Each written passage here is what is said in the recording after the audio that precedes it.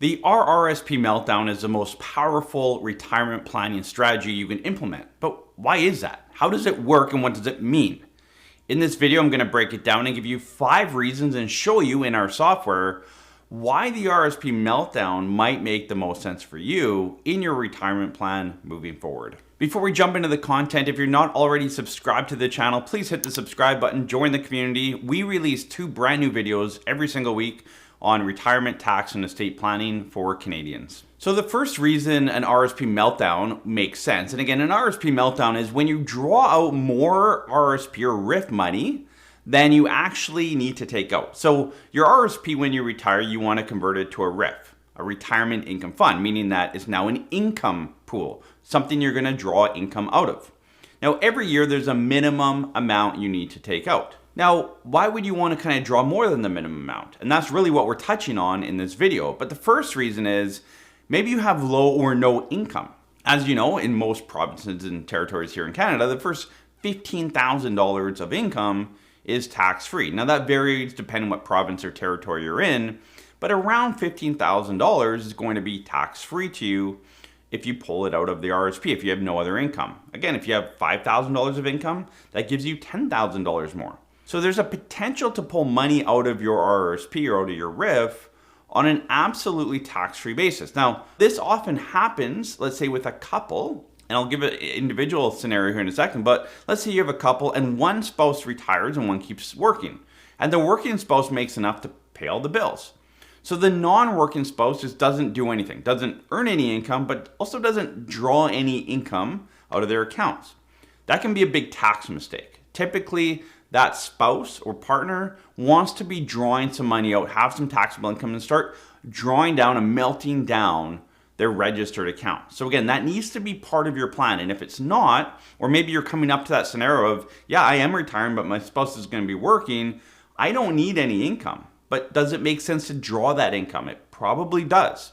So make sure you run that with your financial planner. That can save you thousands, tens of thousands of dollars in taxes and strategy, more income down the road. So make sure you do it right from day one. Now, if you're someone with low or no income, again, drawing money out of your RRIF account, there's going to be a withholding tax. Now, if you're only drawing out the minimum amount out of the RRIF account, there's no withholding tax, but anything above the minimum, there will be a withholding tax. But again, if you're in a 0% tax bracket, you will get that money back. So I'm not going to go through withholding tax in this video. We have other videos on that. We'll link a couple of them below. But there may be a withholding tax on your RRIF or RRSP withdrawal, but you will get that back if you're in a 0% tax bracket. If you have to pay some tax, you may get some back as well. So just be aware of the withholding tax on your withdrawal. Again, a withholding tax is just a prepayment of tax. It's not a penalty or anything like that. It's just you're prepaying some of your taxes. But of course, if you don't owe any, you're going to get that back. The second reason to do the RRSP Meltdown is to allow you to delay your CPP and possibly your old age security. Now, a lot of you, and this is probably the biggest pushback I get, is, Adam, I want to take my CPP as early as possible. And I'll get to that here in a second. But if you're someone that wants to delay your CPP, possibly delay your old age security, then drawing down your RRSP makes a lot of sense. And in my mind, it almost works in reverse. We want to draw down the RRSP or the RRIF account. Thus, it makes sense to delay your CPP and OAS. So you can think of it either way. For me, I definitely think I want to draw down my registered accounts, which allow me to delay my CPP, which allows me to delay possibly my old age security, and it puts me in a better tax situation. So let's take a look at that in the software. So you can see in the software here right now, we have currently the CPP coming out at age 65 and the minimum amount coming out of your RRIF account. So you can see the first year is $23,077. And so this is just an individual person. I've put in here RRSP, TFSA, and non-registered accounts. But you can see just the minimum amount coming out, CPP taking at 65. Now, if we delay the CPP till 70, you can see there's no CPP till 70. OAS have left at 65, not as big of a benefit, but we could look at delaying that as well. And you can see I've overridden the RRIF withdrawal to $55,000, so much more RRIF coming out than was before. Now, I'm going to get into the fine details of why this matters and all the numbers here in a second, but this is really the strategy. It allows you to draw out the money earlier, and you can see by the time this client is 85, there's nothing left in the RRSP. So we've been able to wipe it out, which gives them a much better tax situation for estate planning. And I'll cover off all these details here in a second, because some of the other tips, they all come together to make a more efficient plan for you. Maximizing your RRSP Meltdown allows you to delay your CPP. Now, the benefit of delaying CPP is you're going to get more for longer. And a lot of you are worried about later in life, care, make sure you have enough money. Well, the Canadian pension plan is a guaranteed pensionable income, adjust to inflation. It's your bread and butter. We all want a defined benefit pension plan. And essentially your Canadian pension plan is that, but many of you take your CPP in your early 60s. The average is age 62. And you miss out on that really nice pension that we all crave. It's there for you, and doing the RRSP Meltdown allows you to possibly take advantage of that. The third thing the RRSP Meltdown allows you to do is to focus on the average tax rate versus the marginal tax rate. So as you lead up to retirement, it's important to focus on the marginal tax rate. And your marginal tax rate is how much tax do I pay on the next dollar that I earn? And when you're making money, that matters. So if I earn a little bit more, how much tax am I paying? In retirement, you want to look at your marginal tax rate, but what actually works out better when you're looking at overall taxes and strategy is your average tax rate or your effective tax rate. So when we look at our average tax rate in retirement, we want to level that out. And by applying the RRSP Meltdown, it allows you to level out your average tax rate much better. And I'll show you that here in a second. But that average tax rate, leveling it out, will allow you to pay less tax through retirement. And typically the RRSP Meltdown, like I showed you earlier, gives you a better tax at death. So we're paying less tax while we're alive and less tax at death. And we have more money in our pocket, which I'll show you here in a second. The fourth benefit you get with RRSP Meltdown is you get to balance out your registered and non-registered, or your taxable and non-taxable income sources. So again, let's jump into this client and take a look at it. So you can see here with this client that when we don't apply the RRSP Meltdown, we're just taking out the minimum RRIF account every single year. You can see that the first 3 to 4 years, a lot of that extra money is coming out of the non-registered account. Now, to follow that, once the non-registered account is wiped out, they're pulling out the TFSA account. The big problem with this, and this client had a fair amount of money in their TFSA and non-registered account, $100,000 in non-reg, $120,000 in TFSA. But by the time they're 75, so 10 years into retirement, they're completely out of accounts other than their RRIF account. And that leaves a very bad tax situation. So the only income that they can draw from is the RRIF. And you can see at age 75, because they have an income need of $60,000 a year, they're required to pull $81,000 out. And this is where I was just talking about marginal and effective or average tax rates. You can see their effective tax rate is around 10-11%. At 74, it jumps up to 14, and then it jumps to 19% at age 75.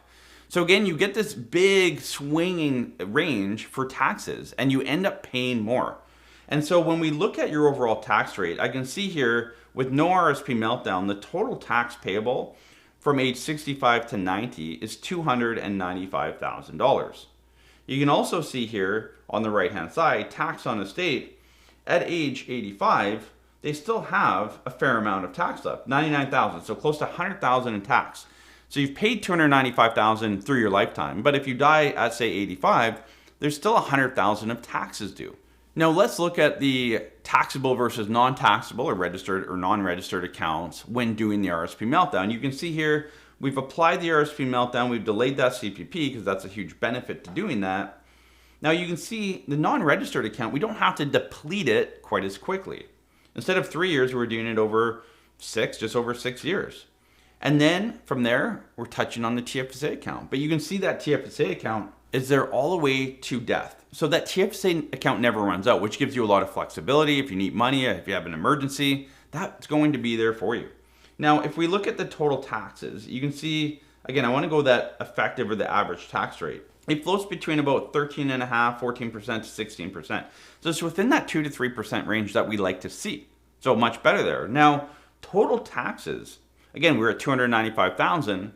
Now we're at $270,000. So this client, through their lifetime, has saved $25,000 in tax. Now I'll get to additional income here in a second as well. So there's not just a tax savings, but they actually have more money in their pocket after tax as well.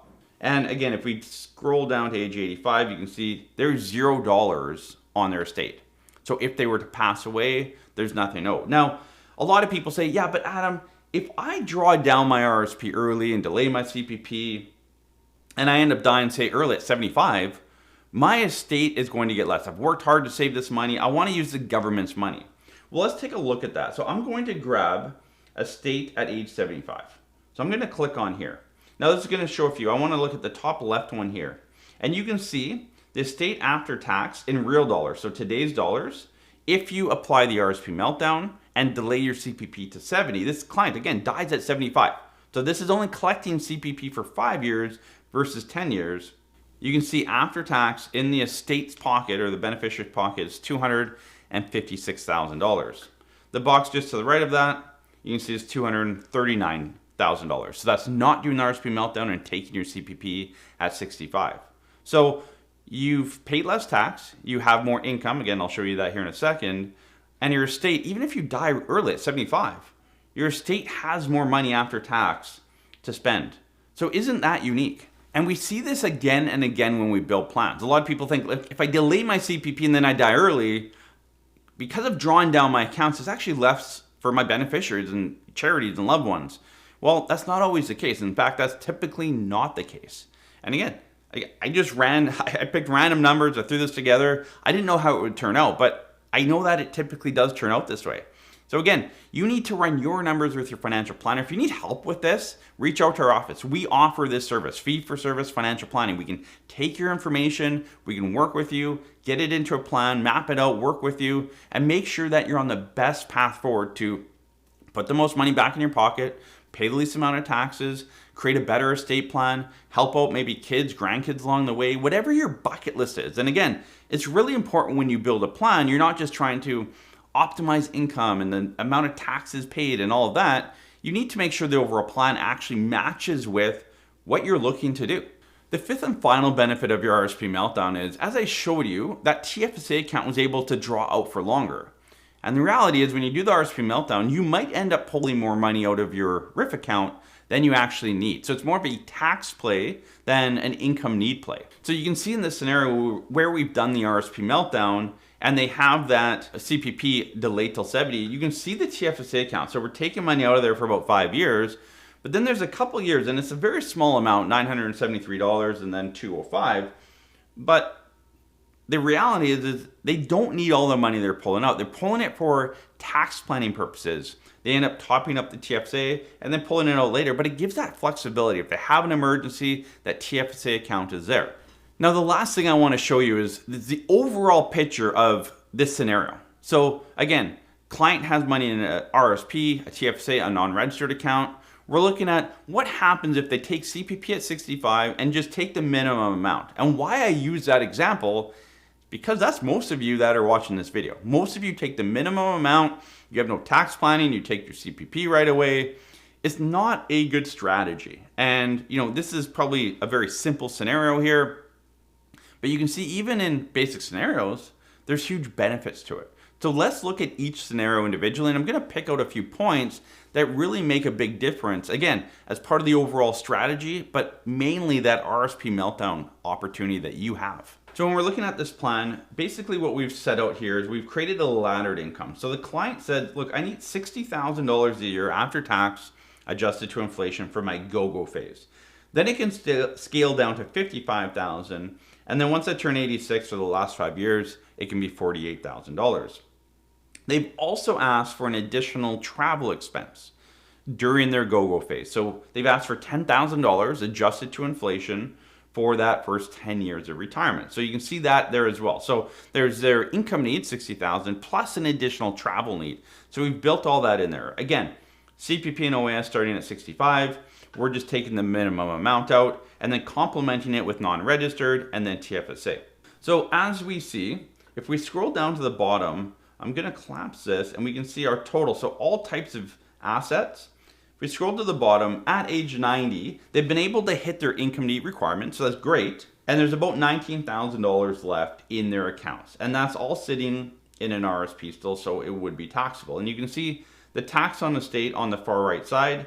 There's a taxable event on death at any point up to age 90. Even beyond 90, if they kept living, they'd still have a bit of that RRIF account left. So they've met their need. They have enough to get what they want to do. but there's also not a great tax situation. Again, we showed earlier, they're paying $295,000 in taxes.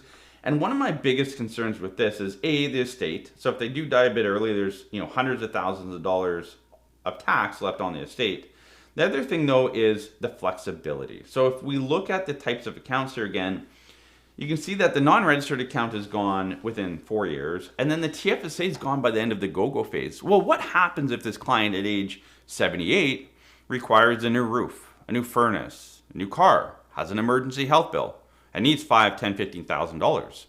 That's going to have to come out of their RRIF account, and you can see there's no other money other than their RRIF account. So it's going to drive up their taxable income. So they're in a 15% tax bracket. So they're going to lose a lot of that money to the taxman. And that's where I say when you build out your plan, you need to make sure you have tax optimization, income optimization, but flexibility as well. And a lot of you bypass that.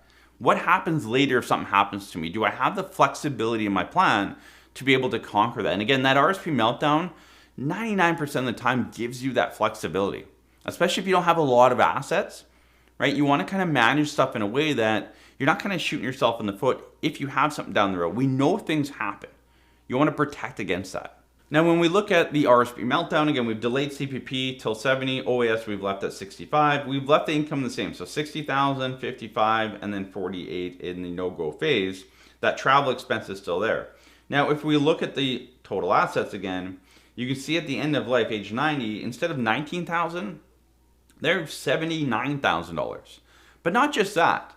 That $79,000 is sitting in the tax-free savings account. So it's tax-free. You can see that their estate has no taxes from age 85 onward. And even before that, it's very minimal. So we've been able to draw down the estate tax for this client. And again, the total tax bill was $270,000 versus $295,000. Now, if this client had an emergency at age 78 again, well, guess what? At age 78, there's about $165,000 sitting in their TFSA account. That gives them the flexibility that they need. So how do you create a really good retirement plan? Well, this gives you a pretty good picture. This shows you that, look, same client, same assets, just massaging things in a different way. And a lot of times clients think, Adam, you know what? Hiring a planner, getting a plan together, no, I can do it. I figured it out myself. Well, you can see the nuances in this. And when you have two people, right, double the accounts, maybe you have a corporation, that layers another complexity to it. There's a lot of moving parts when it comes to retirement, and everyone's situation is different. And how much and where and when you pull from each account, it differs for all of you. But it does matter, and I wanted to show you the software and show you this fairly simple illustration to show you how much it matters. This client is in a far better situation. Not only have they saved a lot of money in taxes, both while they're alive and at death, they put more money back in their pocket. They're way ahead of the game. But they also have that flexibility and peace of mind going forward that they have an emergency, it's taken care of. They have the asset there. So there's a lot more flex in there than they had otherwise. So again, as you walk into retirement, make sure you have a proper plan. And again, you may reach out to your planner at the bank or large financial institution, and they're not doing this. And I hear that again and again. And I know a lot of you are booking strategy calls with us, and they're booking 3 to 4 or 5 weeks out. And that's kind of a testament to how much need there is for a good plan. Most financial planners are not putting together a comprehensive plan. They take time, they take effort, they take strategy. Our team, we have 6 CFP professionals on our team. All we do is retirement planning. So if you're at the stage of life where you need a retirement plan, not an accumulation plan and saving assets, you need a drawdown approach. And again, the drawdown, the decumulation is very different than the accumulation. There's more tax planning, there's more strategy, and there's more opportunity for you. But many of you are missing out on it. So contact our office if you need help. We're happy to help you out. We'll see you in the next video.